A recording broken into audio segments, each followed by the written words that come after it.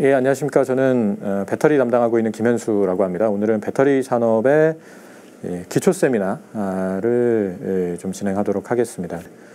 모든 산업이 그렇듯이 저희도 크게 Q와 C와 P로 나눠서 설명을 드리겠습니다.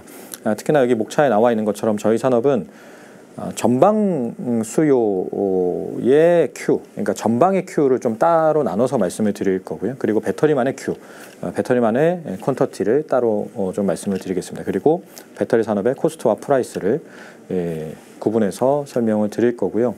향후에 저희 산업을 계속해서 팔로우업을 하실 때 이렇게 QCP로 나눠서 보시면은 편하실 겁니다. 먼저 이제 Q를 얘기를 할 건데 저희 이 Q를 아까 서두에 말씀드린 것처럼 전방 Q와 저희 배터리만의 Q로 나눠서 말씀을 드릴 겁니다. 근데 전방 Q, 그러니까 저희의 전방 수요를 얘기를 하려면 결국은 이제 전기차 판매량에 대해서 말씀을 드리는 것인데, 왜 그러냐면 여기 오른쪽 그래프에 나와 있는 것처럼 한국 배터리 기업들의 전체 매출에서 이 자동차에 들어가는 배터리 매출이 거의 80% 내외입니다.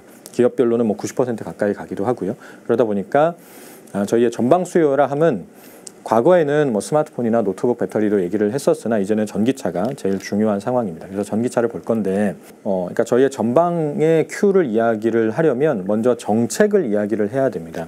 왜 정책이냐?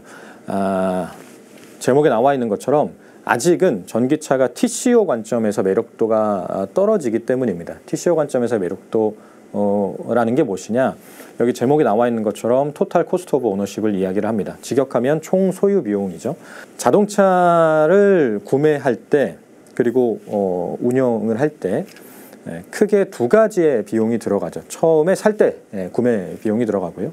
그리고 유지하는데 기름값이나 전기차 충전비 같은 유지비가 들어갑니다. 이렇게 크게 두 가지로 나눌 수가 있는데, 물론 부차적인 비용들이 있습니다만 메이저 변수는 이 두 가지죠. 아직은 이 총소유 비용 관점에서 전기차가 내연기관차 대비 압도적인 매력도를 제시하지 못하고 있습니다.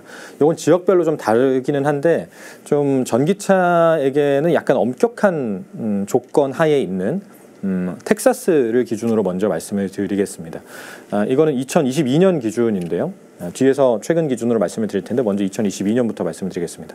뭐 여러 가지 숫자가 있습니다만 핵심은 요 막대 그래프 두 개만 비교를 해주시면 좀 편하실 텐데, 맨 왼쪽에 나와 있는 짙은색 막대 그래프는 텍사스주의 이 내연기관차의 초기 구매 가격이고요. 그리고 약간 옅은색 막대 그래프는 그 전기차의 초기 구매 가격입니다. 보시다시피 좀 차이가 나죠. 그런데 시간이 지나면서 총 소유 비용의 차이가 점점 줄어듭니다.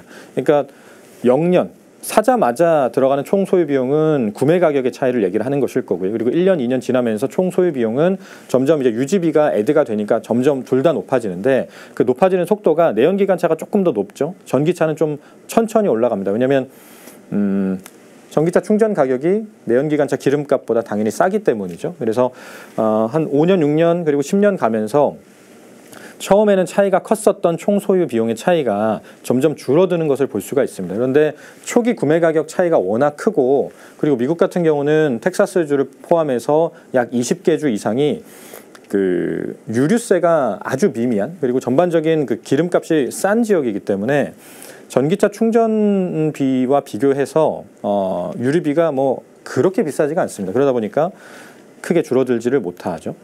그나마 요 다음 그래프로 좀 가주시면 2023년 기준으로 좀 볼 건데요. 2023년 기준으로 보게 되면 초기 구매 가격의 차이가 훨씬 줄죠. 지금 전기차 판가가 계속 내려가고 있기 때문에 초기 구매 가격 차이가 좀 줄어 있습니다. 그래서 시간이 지나면서 이제 9년, 10년 정도가 되면 전기차와 내연기관차 간의 총 소유 비용의 역전이 발생합니다. 전기차가 TCO 관점에서, 즉 총 소유 비용 관점에서 매력도가 생기기 시작을 했습니다. 근데 그거는 좋은데, 그 아까 서두에 저희가 TCO 계산을 할 때, 그러니까 총 소유 비용 계산을 할 때 초기 구매 가격 하나 계산을 하고, 그리고 유지비로서 유류비나 충전 가격을 이제 애드 시켜준다라고 말씀을 드렸잖아요. 근데 마지막에 한 가지 더 크게 고려해줘야 될 게 있죠. 여기 세 번째 줄에 나와 있는 대로 중고차 가격입니다.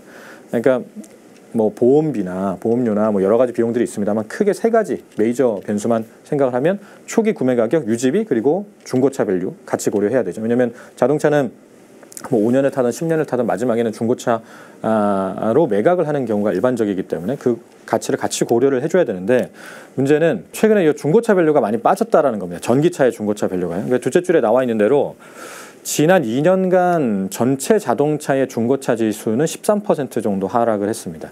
그런데 같은 기간 동안에 테슬라의 중고차 가격, 뭐 전반적인 전기차의 중고차 밸류를 얘기를 하는 것일 텐데요. 여기에 53% 정도 하락을 했습니다. 데이터가 쌓여 나가면서 전기차는 전반적인 수리 비용이 좀 한 번에 많이 들어간다라는 거, 뭐 대표적으로 배터리 수리 비용이겠죠. 그리고 한번 배터리 교체를 할 때 또 비용이 워낙 많이 들어가니까 이런 부분들이 확인이 되어가면서 중고차 감가상각 비율이 좀 확대되고 있는 그런 상황입니다. 그래서 실제 여기 세 번째 줄에 나와 있는 것처럼 미국 자동차 렌탈 기업인 허츠가 한 3, 4년 전에 테슬라를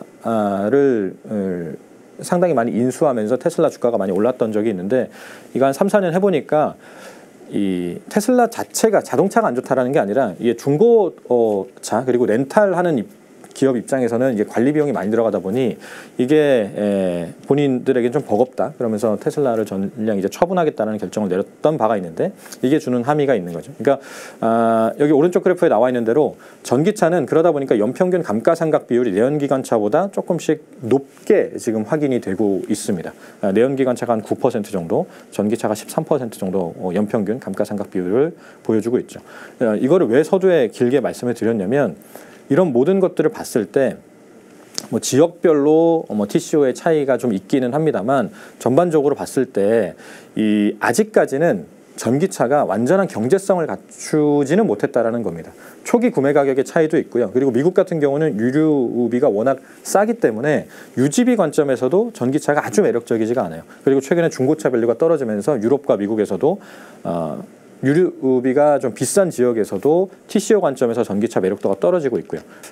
그래서 여기 제목에 써둔 부분이 서두에 드리고 싶었던 메시지입니다. 전기차의 저희 배터리 산업의 전방 큐, 그러니까 전기차의 이런 큐의 흐름은 지금 그냥 시장 논리에 맡겨서는 급격하게 올라가기가 어렵다라는 것이죠. 아직은 경제적인 관점에서 전기차가 완전한 매력도를 갖추지 못했기 때문에 이거를 정책으로 메꿔줘야 된다는 게 처음에 드리고 싶은 메시지입니다. 즉 저희의 전방 큐를 결정하는 가장 근본적인 원인 변수는 정책이다라는 것이죠. 그래서 정책으로 얼마만큼 이 매력도의 공백을 메꿔주느냐가 상당히 중요한 상황입니다.